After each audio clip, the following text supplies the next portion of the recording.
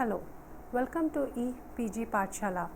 I am Dr. Anurekha Chari-Wagh, Assistant Professor, Department of Sociology, Savitribai Phule, Pune University. I am coordinating the paper on Sociology of Gender. Today we are going to discuss the module on gender and caste. In this module, we will discuss about how caste and gender intersects with one another in order to create different experiences of inequality among women and men in India. Using this whole argument in terms of standpoint feminism and drawing also from the whole idea about can Dalit women have a different standpoint, we discuss this whole module. We also draw upon the anti-caste non-Brahmin movement to understand more the idea about how gender and caste interlinks with one another. We will also be discussing on Dalit feminism, but as there is already another module on Dalit feminism, we won't go into the detail, but surely look into the whole idea about how Dalit feminism understands intersectionality and through it understand how gender and caste are related with one another.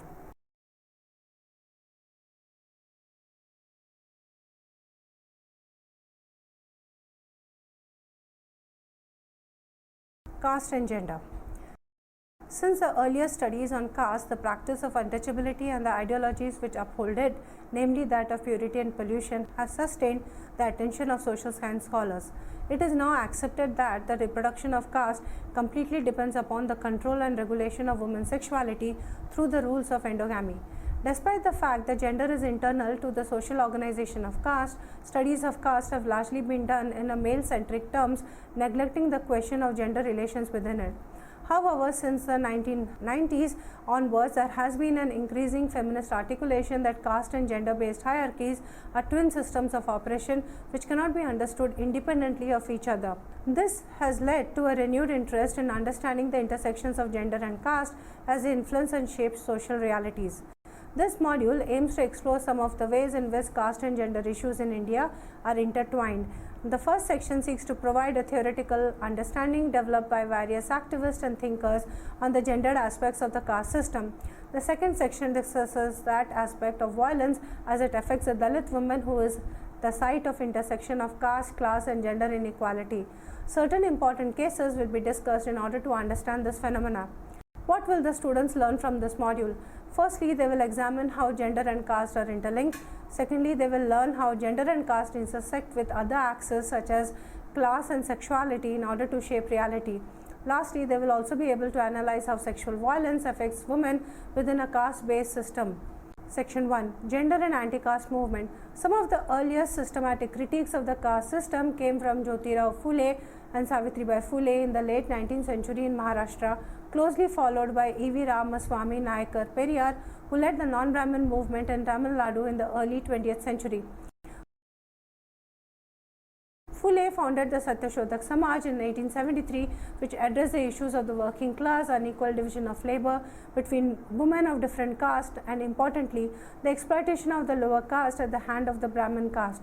For Phule, the question of caste and dharma was central to his thinking, and he equated Brahmanism with Hinduism, arguing that Hindu scriptures such as Vedas and Smritis were created by Brahmins in order to rationalize and perpetuate their dominance. He had a dichotomous view of Indian society which he believed was formed by two opposing groups, the Brahmins and the Shudra. Part of his politics against Brahmanism involved the recognition of gender oppression and his works to liberate women. According to Manusmriti, all women irrespective of Varna had the same social position of the Shudra. Based on this, Phule included all women in his notion of Shudra. Although he did not purport a theory of gender inequality or patriarchy per se, he believed that women challenging Brahminical orthodoxy and oppression similar to the way Shudras challenging Brahmanism. His recognitions of women's inferior position in society led him to spearhead the movement for women's education. At a time when Hindu patriarchal mores mandated that husbands look upon their wives mainly as slaves, Jyotiba Phule taught his wife Savitribai Phule to read and write and encouraged her to become a teacher, and his partner in his drive to educate women and Dalit, thus exemplifying the feminist position of the personal being political. Their efforts enabled Mukta Bai Salve, a young Dalit girl who at the tender age of 13 wrote a brief essay critiquing the role of caste and the Brahmanical ideologies it carried. Her essay, published in 1855, is significant as it is the earliest available writing by a Dalit girl. She wrote, "Let that religion where only one person is privileged and the rest deprived perish from the earth, and let it never enter our minds to be proud of such a religion." Rege argues that Phule's project for emancipation of the lower caste, Dalits and women from the slavery of Brahmanism stands out from the other narratives of caste in that period because it recognizes the ways in which caste patriarchy exploits women of different castes. Tarabai Shinde, an activist in the Satyashodhak Samaj, in her work Stri Purush Tulana, purports that gender and caste work together to create oppressive conditions for women. Written as a response to an article condoning the sentencing of death of a Brahmin woman who allegedly had an abortion, she argued that men were equally, if not more, guilty of the same vices which they accused women of. The text not only attacked Brahmanical patriarchy but also patriarchies among the Kunbi and the other non-Brahmin castes. Her work is particularly significant because while it concerns itself with issues such as widow remarriage and ill treatment of widows, which were part of the larger public debates in India at the time, she also widened her analysis to include the patriarchal ideologies which permeated Hindu society. Similarly, in Tamil Nadu, Periyar founded the self-respect movement in 1925, a radical anti-caste movement which was active for 2 decades. Central to the principles of the movement was the woman's question. The most important ideas he had advanced was about marriage and family, which he identified as a key institution sustaining both patriarchy and caste. According to him, untouchability as a concept and practice was closely connected with notions of both ideological and actual control of women. He stressed on the significance of motherhood in caste society, arguing that women were required to become mothers for the reproduction of an unequal social order. Furthermore, he argued that this inscription of female sexuality within the terms of private property and caste is actualized through the institution of marriage. For this reason, he started the self-respect marriage, which enabled women self-respecters to speak out boldly against caste and patriarchy. By emphasizing intercaste marriages and widow remarriages and deliberately rejecting customary practices and the services of Brahmin priests, the self-respect marriage sought to transform the traditional caste-based patriarchal family and replace it with a new egalitarian trans-caste family. The emphasis on desire and individual choice for selection of partners rather than caste and class, and by rendering marriage a social contract which any time can be revoked if the partner so decided, challenged the very basis of the caste Hindu family. During the same period, Ambedkar, at the heights of Dalit mobilization, emphatically declared that the real remedy for breaking caste is intermarriage. Nothing else will serve as a solvent of caste. While the dominant understandings of caste considers notions of purity and pollution as central to the caste system, B.R. Ambedkar suggests that the essence of caste is not purity and pollution but endogamy. How is the practice of endogamy maintained in a society? How was human sexuality and desire controlled and regulated so that the emergence of caste became possible? According to him, in order to perpetuate endogamy and thereby caste system, 4 different practices were deployed: sati, enforced widowhood, enforced celibacy, and the marriage of child wives with older men and widowers. The practice of sati, he argued, was necessary because if the widow, several other problems would be created. She may possibly marry another man from her caste group, thereby reducing the chances of other young brides from her caste group. Yet if she married a man outside her caste, she would be breaching strict rules of caste endogamy. Therefore, the practice of sati was considered essential by the community. However, since sati was rendered illegal, other practices also came to be deployed. Enforced widowhood, according to Ambedkar, was another way of controlling women's sexuality. Practice of tonsure, sartorial restrictions, dietary restrictions, and so on were strictly set in order to make the widow undesirable. In certain cases, some widowers are forced into celibacy in order to ensure they do not break caste boundaries. Since enforcing celibacy on men is impractical, the caste group may choose a child bride for the widower so that the rules of endogamy are maintained and caste-based morality is satisfied. Section 2, Caste Patriarchy. On a parallel note, Uma Chakravarti, through her historical research into Vedic period, similarly argued that caste hierarchy and gender hierarchy are the organizing principles of the Brahmanical social order. Her work on Brahmanical patriarchy laid the groundwork for scholarly research on gendered nature of caste. Chakravarti argued that women's sexuality was controlled in order to protect the purity of caste. Thus, women were regarded as gateways and their sexuality is regulated through strict endogamous marriages in order to maintain caste purity and ensure patrilineal succession. This interconnection between caste and gender, termed as Brahmanical patriarchy, is a set of rules and institutions in which caste and gender are interlinked, each shaping the other, where the women are crucial in maintaining the boundaries between caste. Further, she argued that this control of sexuality was exercised in two ways: through the spreading of an ideology of consent and through coercive methods. In the first case, the ideology of Stri Dharma or Prativata, feminine ideals of chastity and fidelity to husband, was internalized by women who thereby participated in the regulation of their own sexuality. In cases where women broke these ideological norms, patriarchal laws and customs were in place which gave her natal family or conjugal family the power to regulate her impulses. Lastly, in cases where the family fails to control women's choices, the king or the authority could ultimately wield his power to control their sexuality. Prem Chaudhary's research on the policing of marriage practices in Haryana in patriarchal terms reveal a continuity of the regulatory mechanisms described by Chakravarti. Chaudhary argues that kinship and caste are structurally linked at the site of marriage, where kinship ties formed through marriage provide a caste group's strength, status and power. Hence, any violation of caste practices affects not only the immediate family involved but also their entire caste group. This, according to Chaudhary, is the reason behind the strict enforcement of caste and sexual codes. Standing at the center of these codes is the female, whose sexuality needs to be channelized into legitimate motherhood in order to maintain the caste patriarchal concern with caste purity, status and power. Any infringement, therefore, prescribed codes could result in violent responses.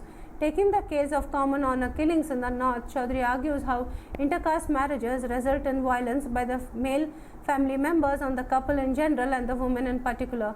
This is caused by the notion of izzat or honor, and one of the most valued ideals in Hindu patriarchal families. It is measured by the degree of respect given by others. While honor may be gained or lost by the proper inappropriate behaviors of the members of a family, it is the behavior of women which is the most critical. Any transgression of the caste and sexual codes on the part of the woman brings dishonor to not only the family but that of the caste group. At the same time, this notion of honor is understood as resting only with the upper caste, given that the lower caste women are considered to be sexually promiscuous. They have no purity or honor to maintain. The sexual exploitation and rape of lower caste women by upper caste men, which is rampant given their economic dependence on upper caste landholding men, is often ignored by the community at large.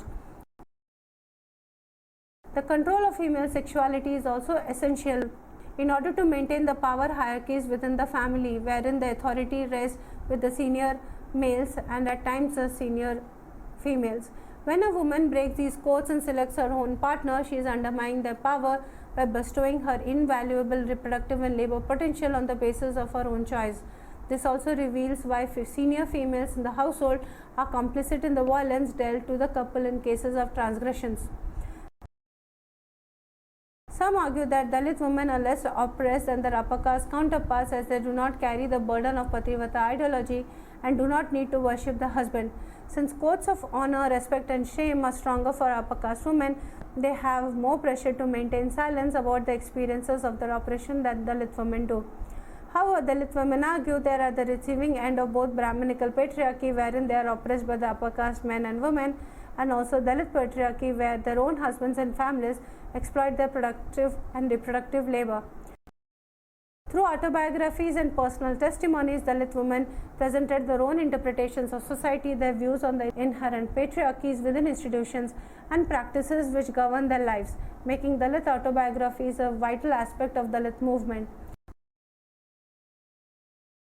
Guru points out how within Dalit movements, Dalit leaders have always subordinated and suppressed any independent political expression of Dalit women. This exclusion is not limited to the political sphere but also extends to the cultural sphere, as Dalit women have been met with criticism from Dalit male writers who do not take Dalit women's writing seriously. Section 3. Gender, Caste and Labor. There has been an increasing recognition within feminist scholarship that Dalit women face gender, caste, class oppression in all spheres of their life, including that of labor. While class-based inequalities may be explained by using labor theories of value In a caste-based society, public labor also come to represent stigma and humiliation. This is because the status of a person in such a society is intrinsically linked to the nature of work which he or she does. One of the features of the caste system is that it is occupation based, while intellectual labor was performed by upper caste, while lower caste were marked by the nature of their work, manual labor.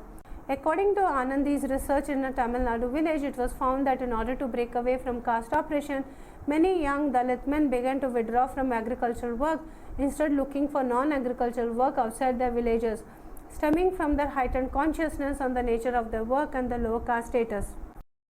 Harris John argues that if there is a distinctive quality to the stigma attached to male Dalit labor, this quality attains a new register when the laboring body is that of a Dalit woman.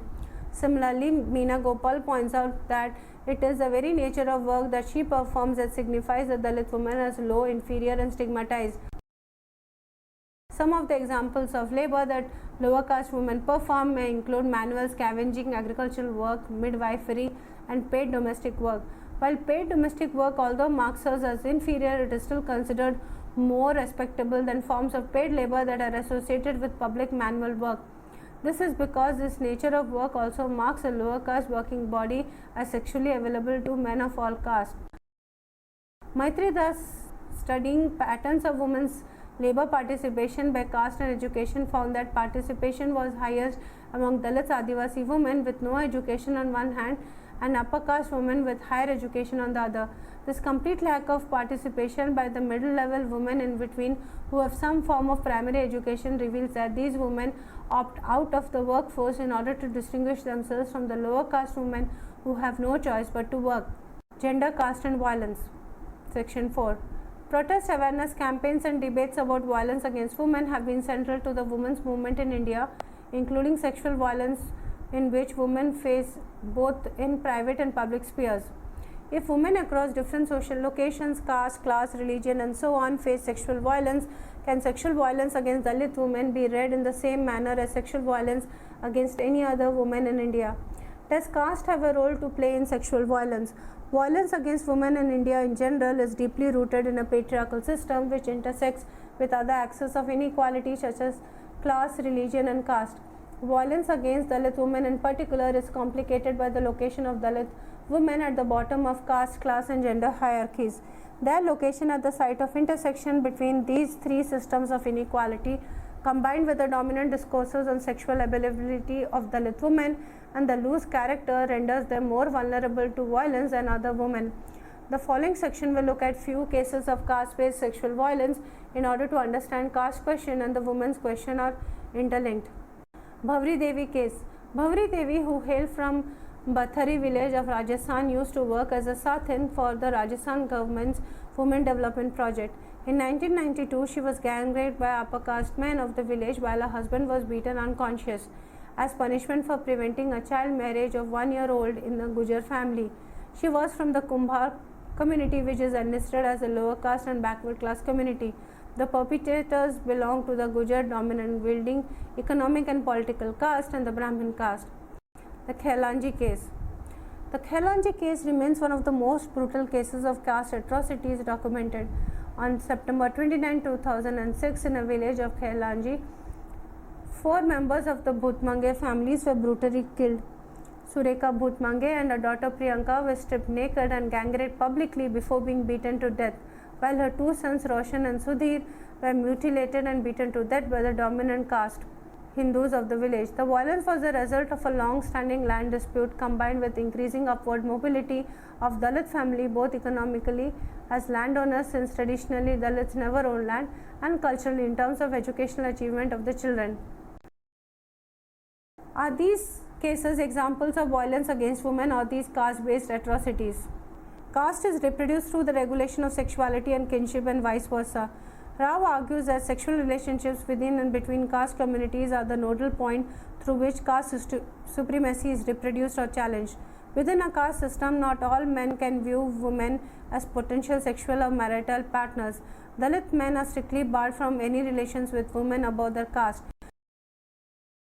While upper caste men can marry women from the lower caste, they also claim the right to sexually enjoy lower caste or Dalit women.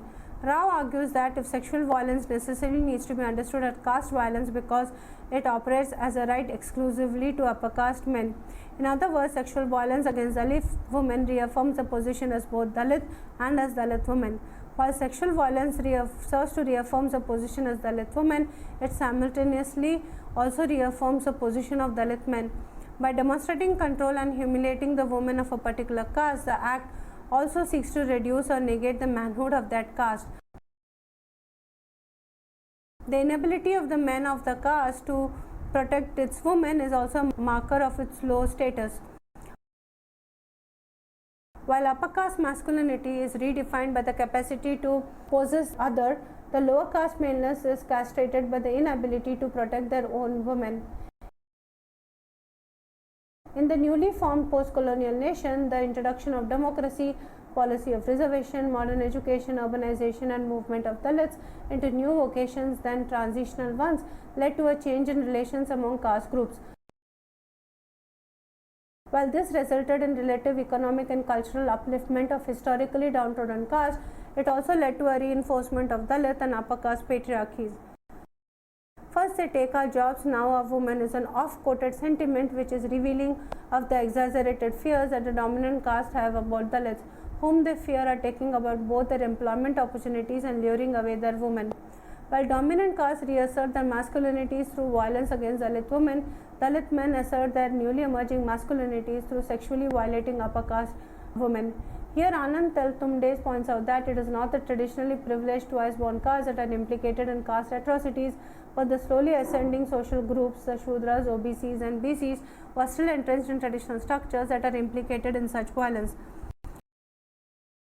In the case of Bhavri Devi, as a government worker who stepped in to prevent an important traditional event, she was clearly transgressing the boundaries of her caste status, which was defined by passivity and submissiveness.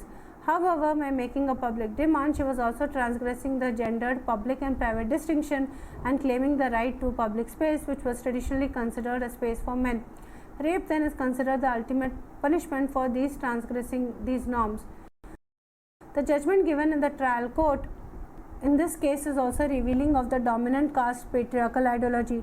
The judgment argues that the accused are middle-aged and therefore respectable citizens, while teenagers usually commit rape. The judgment goes on to declare, since the accused are upper caste men, the rape could not have taken place because Bhavri was from lower caste. The categories of respectable upper caste male were invoked to construct the binary logic of caste and thereby relegate Bhavri Devi to a position of lower caste and female and therefore non-respectable. In the case of Khailanji, the violation was the economic and cultural upliftment of Dalit Bhutmange family. Being a Dalit family, they faced extreme discrimination from the village, being denied access to the village well, denied permission to build a pakka house and so on. Surekha Bhutmange was an Ambedkarite woman, courageous, outspoken and giving her best to educate her 3 children. Her daughter Priyanka had excelled in school, standing first in her school in the class 10 exam. This, coupled with the family's legal battle of ownership of the land, which they finally won, generated envy and resentment among the villagers, who became apprehensive of this clear breaking of expected behavioral codes. As many fact-finding reports later revealed, the villagers often spoke about the need to put the Dalit family in its proper place. As a result, Surekha and her daughter Priyanka were dragged out of the home, stripped and paraded in public before being raped and murdered. The brothers too were tortured and beaten to death in this public spectacle. Patil states how upper caste men and women dictate the sexuality of Dalit women, decide the morality of Dalit women and regulate their bodies. Upper caste women are equally complicit with their male counterparts in perpetrating sexual violence against lower caste women. According to Gita, dominant caste women have often been complicit in the violence against Dalits because their own sense of self-purity and honor have been carefully constructed against the impurity or sexual immorality of Dalit women. Thus, in the Khailaji incident, women from the dominant Kunbi and color caste were watching and cheering the spectacle of violence as it unfolded. While the demand to end violence against women has been central to the feminist articulation, there still remains a discrepancy in their recognition of the issues of caste-based sexual violence and discrimination. As Rege points out, a caste-based analysis of the types of violence against women reveals that dowry deaths and strict violent controls on mobility and sexuality of women are typical practices among dominant upper caste, while Dalit women face larger threat of rape, sexual harassment and physical violence. The caste factor then becomes essential to the feminist goal of understanding the ways in which violence is operationalized and a struggle to end it. Thus, the issue of violence, which cannot be understood as either a caste issue or a gender issue, but one which exists in the intersection of the two. Therefore, if the women's movement seeks to work in the interest of all women, it would necessarily have to engage with the ways in which gender interacts with other structural inequalities in order to be successful. The final section on Dalit feminism examines the ways in which Dalit women have claimed a voice for themselves and sought to challenge the politics of mainstream women's movement in India, which has in large part neglected the caste question in the struggle against patriarchies. Dalit feminism, section 5. In the 1990s, several independent and autonomous assertions of Dalit women identities began to emerge in India, which included National Federation of Dalit Women, All India Dalit Women's Forum. According to Gopal Guru, these organizations advance varying non-Brahminical ideological positions which challenge the position of mainstream feminism. Guru argues that this difference was essential for understanding the specificity of Dalit women's subjugation, which was affected by both external Brahminical patriarchy, which stigmatizes Dalit women because of the caste status, and internal Dalit patriarchy, wherein Dalit men exploited sexual and economic labor of their women factors. Similar to the black feminist assertion that the position as a black woman was a unique one, whose experiences were negated by both black men and white women, brilliantly captured by the title of a black woman's reader. All women are white and all blacks are men, but some of us are brave. Guru argues that Dalit women experiences are largely ignored by mainstream upper caste feminists. They are also neglected by Dalit male activists.